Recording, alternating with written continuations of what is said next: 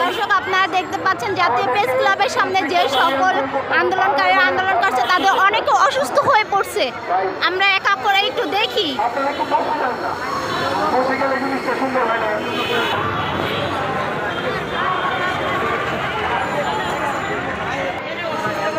আপু, ইনি কি অসুস্থ হয়ে পড়ছেন? হ্যাঁ, উনি অসুস্থ হয়ে পড়েছেন। ইনি কখন আসছেন?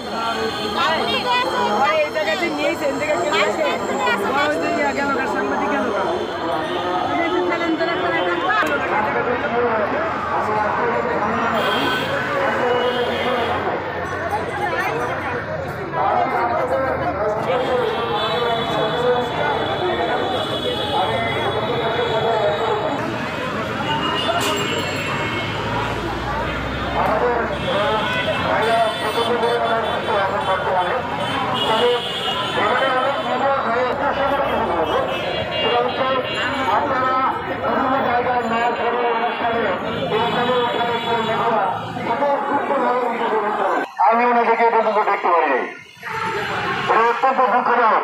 তাই আমরা একটু বসি রাস্তায় দাঁড়ায় না দেখলাম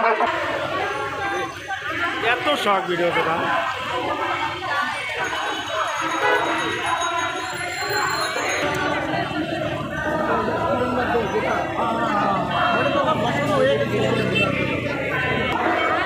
আসসালামু আলাইকুম, আপনার নাম?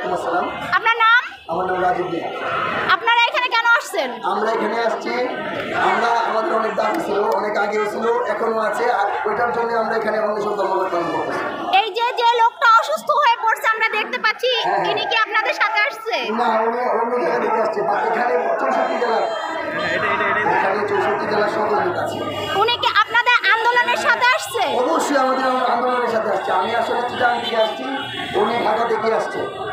আমি চট্টগ্রাম থেকে 5 দিন যাবো এই রাজপথে। আপনাদের আন্দোলনটা কি নিয়ে? আমাদের আন্দোলনটা হচ্ছে দাসপ্রথা বাতিল, দাসপ্রথা বাতিল, ঠিকাদার প্রথা বাতিল। এই বাংলায় কোনো ঠিকাদারের ঠাঁই নাই, হবে না, আমরা হতে দিব না।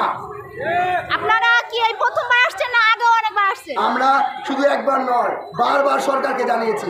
শুধু বারবার নয়, আমরা যখন 5ই আগস্ট সরকার পতন হয়, আমরা 17 আগস্ট প্রথম আন্দোলন করি।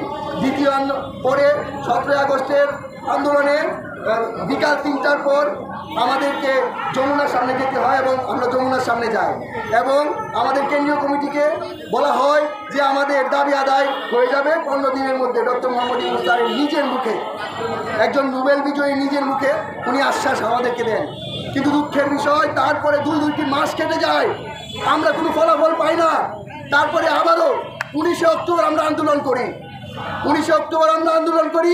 19 অক্টোবর কোথায় আন্দোলন করেন? আমরা শাহবাগে দ্বিতীয় আন্দোলন করি, শাহবাগে 19শে অক্টোবর। প্রথম আন্দোলন কোথায় করছেন? প্রথম আন্দোলন শাহবাগে, দ্বিতীয় আন্দোলন শাহবাগে, তৃতীয় আন্দোলন প্রেস ক্লাবে, জাতীয় প্রেস ক্লাবে। হ্যাঁ বলেন।